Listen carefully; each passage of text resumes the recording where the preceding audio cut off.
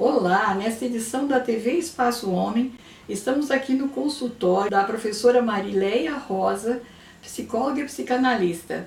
Hoje ela vai trazer uma excelente explicação para nós sobre as questões de identidade de gênero e também o que a psicologia e toda a ciência em torno de comportamentos está relacionando, atendendo essas novas famílias, essas questões que, digamos assim, que têm de ansiedade, dificuldade de trabalho, das violências em torno dessas pessoas, o que exatamente está acontecendo. Nós temos no Enem recente uma prova com abordagem, nós estamos hoje diante de muitas violências assim que chocam a população, né? Soubemos recentemente aí duas moças estavam na sala de aula de mãos dadas, não tem nada a ver, e aí já foram agredidas na sala de aula. Então nós estamos hoje com várias situações muito estranhas, nada melhor do que conversarmos hoje com essa grande expert e que vai cumprimentar a cada um de vocês aqui no momento. E por favor, professora Marileia, seus cumprimentos aí aos internautas. Olá, é muito bom estar aqui com todos vocês e espero poder contribuir para o conhecimento de todos. Importante, doutora, é o seguinte, que nós temos hoje um estudo, né, que vai revelar também assim, o quanto a senhora tem de pesquisa, né, trabalha inclusive com entidades sérias que está aí no seu currículo, está identificando isto.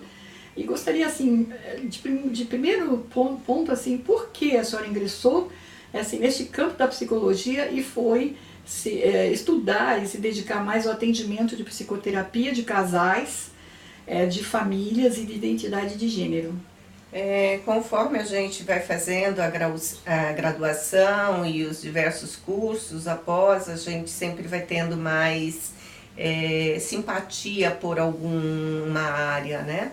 E desde o início eu sempre me interessei pelas questões da sexualidade e observo também no meu consultório, no decorrer dos anos, que muitas vezes eu estou tratando um dos pares de um casal e eu percebo que existem muitos conflitos que, podendo trabalhar esse casal em conjunto, que poderia ter uma evolução, a própria relação mais rapidamente. Normalmente, pensando em terapia de casais, homem e mulher, essa busca está diante de que há traumas, há drogas, há doenças, há falta de amor, digamos assim, né, a violência, o que realmente é o principal ponto que traz uma pessoa para a terapia e depois a senhora procurar atrair a outra parte da união. Geralmente, quando um sujeito vem para o nosso consultório, ele já está em sofrimento, o que é uma pena, né? As pessoas deveriam de buscar se conhecer e não buscar uma terapia, uma psicoterapia, a hora que já estão em sofrimento. Pensando na questão dos casais, são inúmeras as situações que trazem um casal para o consultório. Pode ser a questão de uma doença grave, traição, muitas vezes pode ser uma questão de uso de álcool e droga, né? Quando o casal tem expectativas diferentes, né? Isso gera conflito e que acaba trazendo uma das pessoas a busca de uma solução. O que eu percebo no meu consultório é que na maioria das vezes são as mulheres que buscam mais a terapia ou essa ajuda psicológica e na sequência para trazer os seus parceiros também. No caso, como eu falei há pouco, até mesmo houve uma questão aí que ficou bastante polêmica no Enem, não é? E estamos também observando, até dialogamos há pouco, como a medicina está fazendo testes para verificar o quanto eles não têm um protocolo de atendimento às pessoas com diferenças de gênero, enfim, as questões aí que talvez eu não saiba expressar direito, mas que envolvem a identidade sexual, não é? os GLBTs, como costumamente a sociedade se refere. Então, estão se mobilizando o mundo acadêmico, o mundo do direito, não é? Nós temos aí trabalhos interessantíssimos, tipo do IBDFAN, né? Instituto Brasileiro de Direito à Família, onde quem capitaneia esta área é a desembargadora Maria Berenice Dias. Então, o judiciário hoje está avante do legislativo, criando jurisprudências para casos novos, não é? Porque não tem como decidir, não há uma lei. Enfim, a senhora trabalhando há tantos anos com a questão de identidade de gênero, o que tem a dizer para nós? Como aceitar, como entender, o que por que não pode ter esse tipo de discriminação e violência? Então, o nosso público está aí para a senhora dar uma aula para nós. Pensando na questão de sexualidade, né? E no brasileiro, o brasileiro fala muito de sexo, mas pouco se sabe, né? Sexo é diferente de sexualidade. A gente pode pensar na questão do sexo biológico, o que nós temos, né?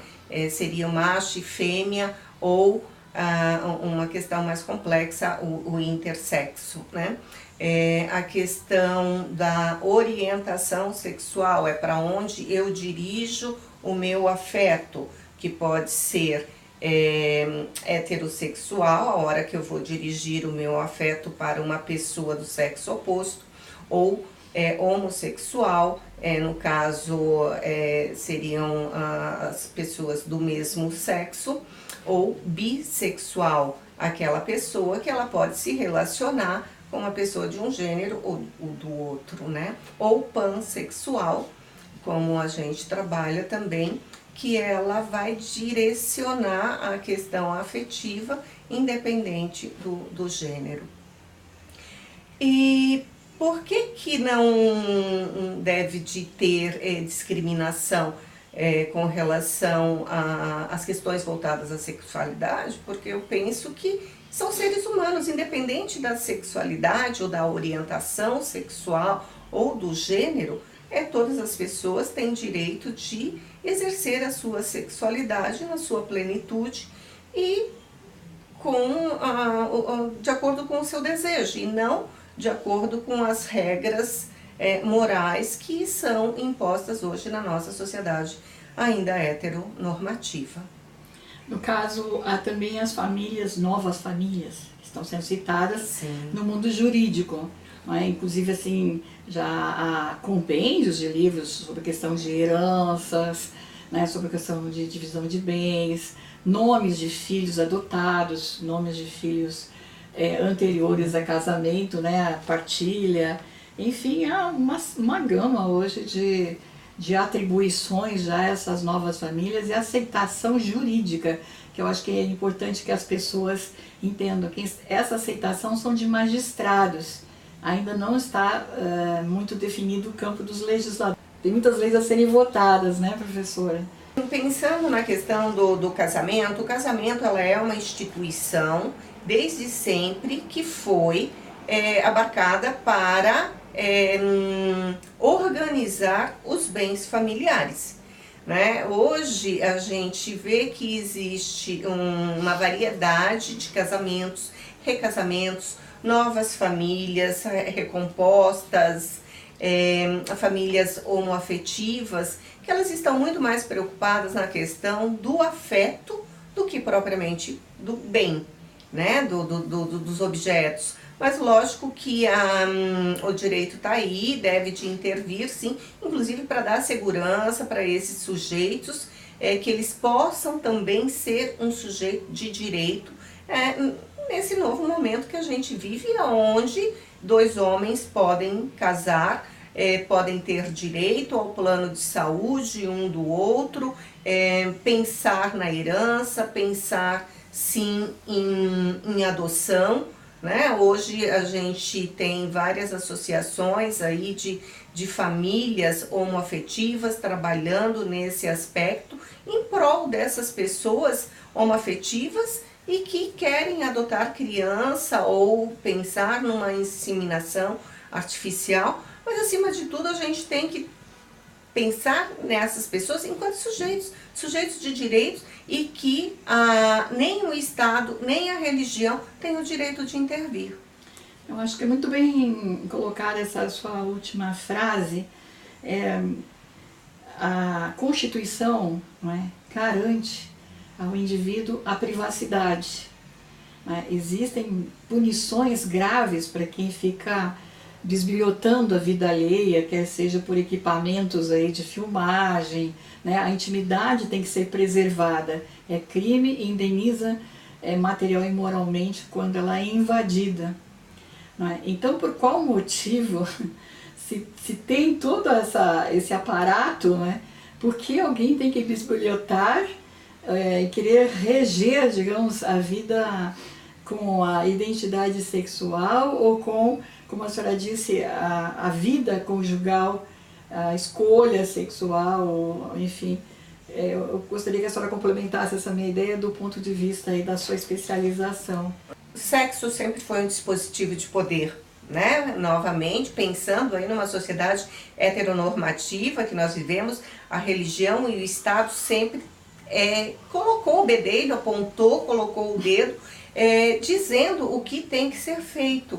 E na realidade, a sexualidade ela tem que ser sua e vivida independente de qualquer religião ou cultura em que você esteja vivendo ou desfrutando desse momento, né? Mas a questão, pensando na questão psicológica do ser humano, a discriminação e o preconceito sempre existiu, e eu acredito que sempre vai existir, porque ela faz parte do humano. Então, o humano ele sempre vai estar querendo xeretar a respeito da sexualidade do outro, a hora que essa sexualidade é diferente da sua.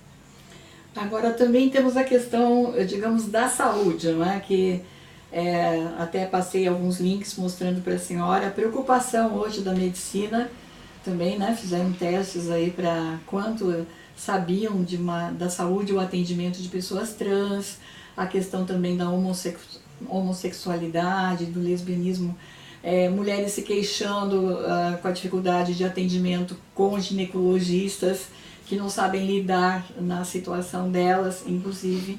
O mesmo se dando, homens se queixando da questão de urologistas, né, que eles sentem dificuldade. Está aí o Novembro Azul, que a senhora ainda disse que queria que recordasse, né? E se formos verificar, os exames estão todos no campo biológico mesmo, não é? Não existe também uma abertura, né, para a questão psicológica, que vai abranger desde o estresse, né, professor?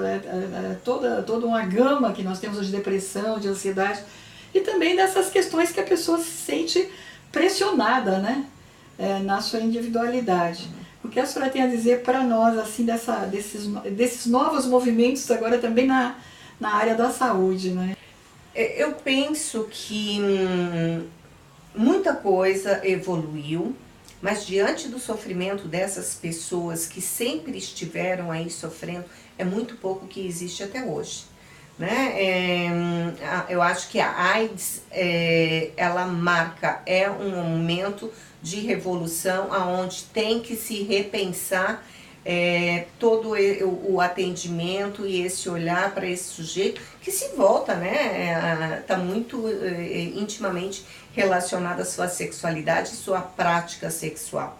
Então eu penso que ela é um marco, que a partir daí são construídas novas políticas públicas para essa população.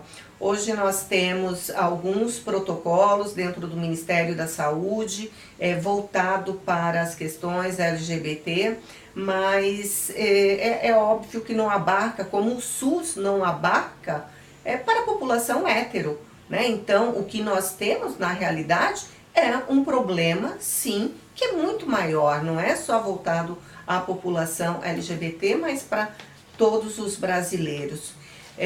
Pensando na população LGBT, nós temos algumas instituições onde atendem essa população, como o CRT Santa Cruz, que é o Centro de Referência e Treinamento aqui na Santa Cruz, que atende a população LGBT.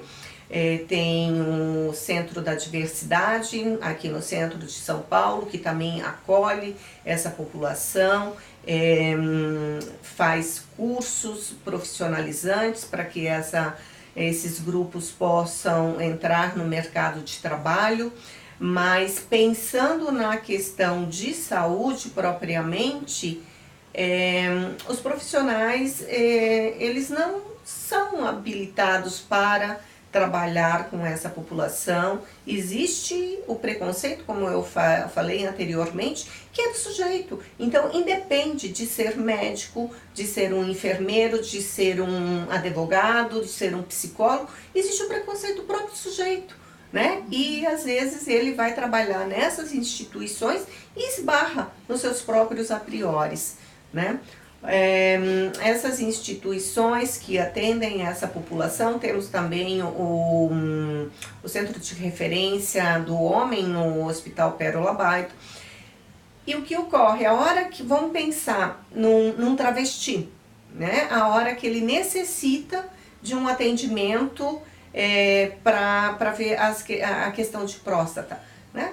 Se esse profissional que vai atender esse sujeito que é um travesti e ele não tiver condições internas, psíquicas, para ser um profissional e olhar esse sujeito na sua totalidade, vai esbarrar no seu preconceito, né? E isso vai inviabilizar todo o processo, né? E a gente tem que pensar que um travesti, um trans, ele não necessita só das políticas voltadas para a questão da AIDS, mas eles têm dor de dente, eles têm dor de barriga, né? Eles podem quebrar um braço e eles precisam ser atendidos, e precisam ser atendidos com dignidade.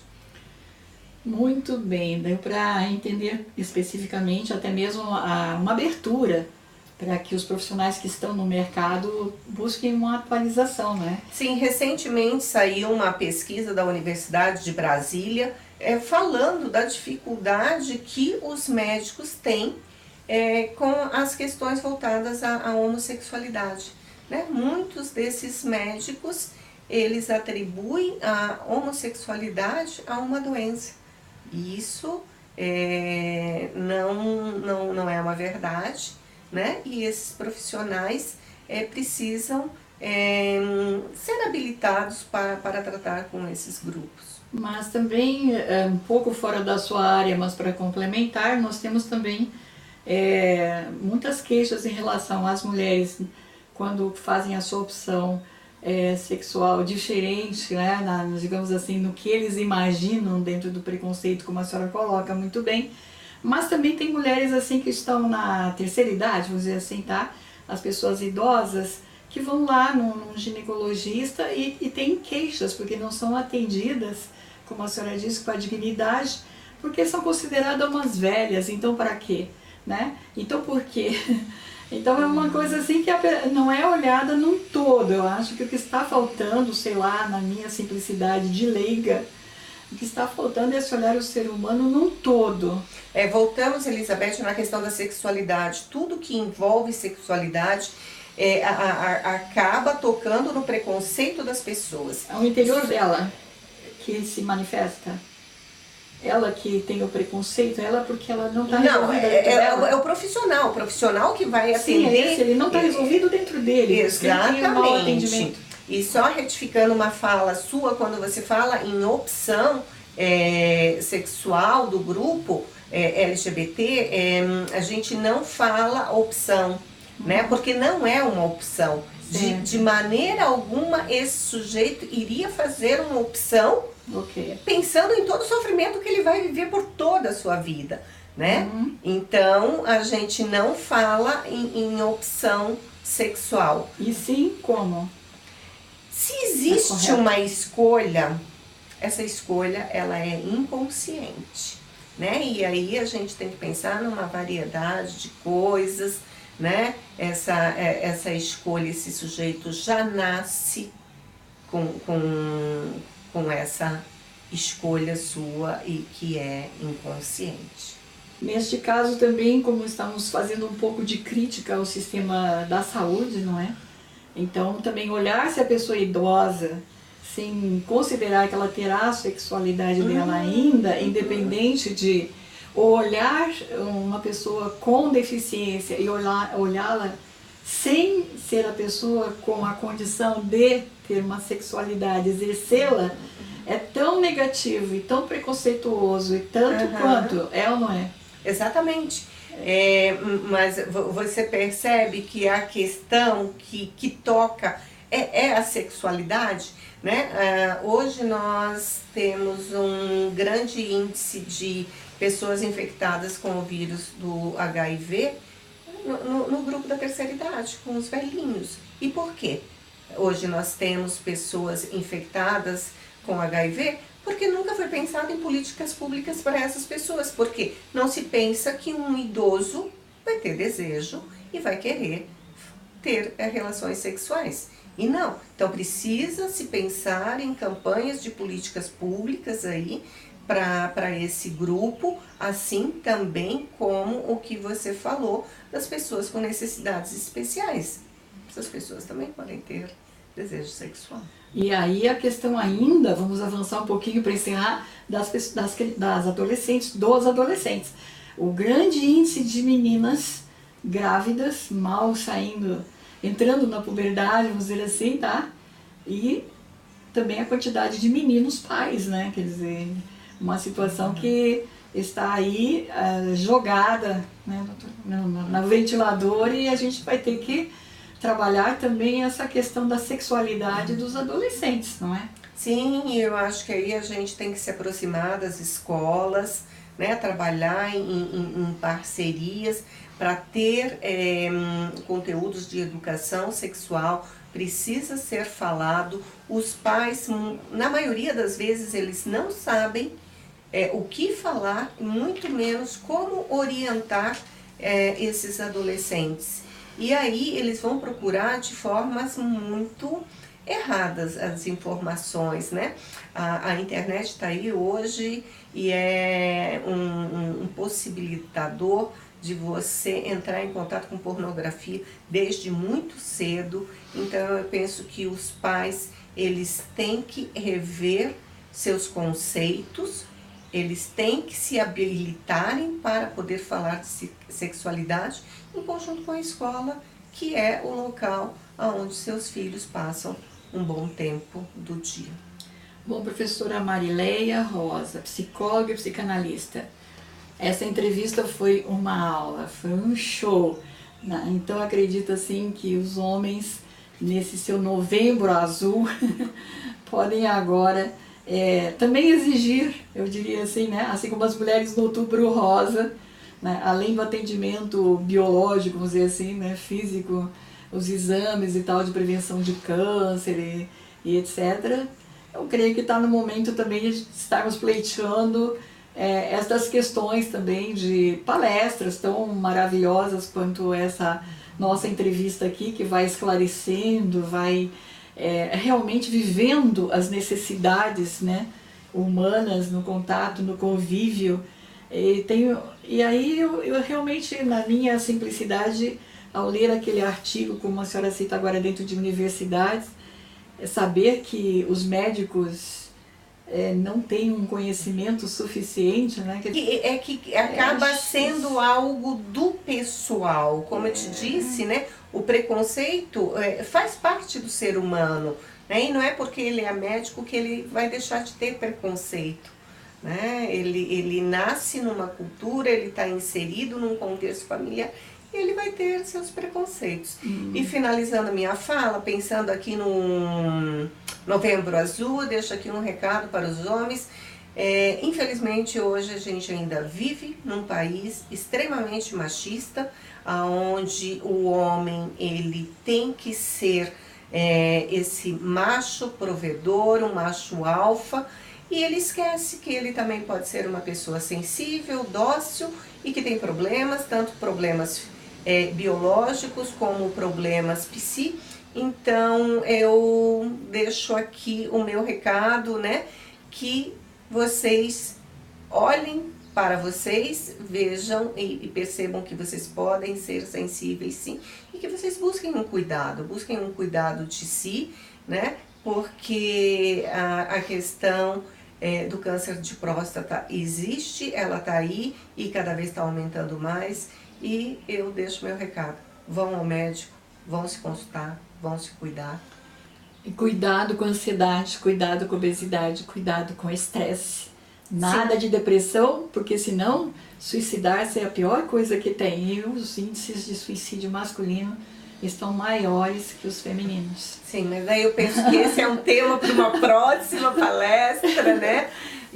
Mas eu deixo meu abraço aqui a todos vocês que estão me ouvindo e espero ter contribuído para algum conhecimento de vocês. Muito obrigada. Nós aqui temos que agradecer muito, professora Marileia.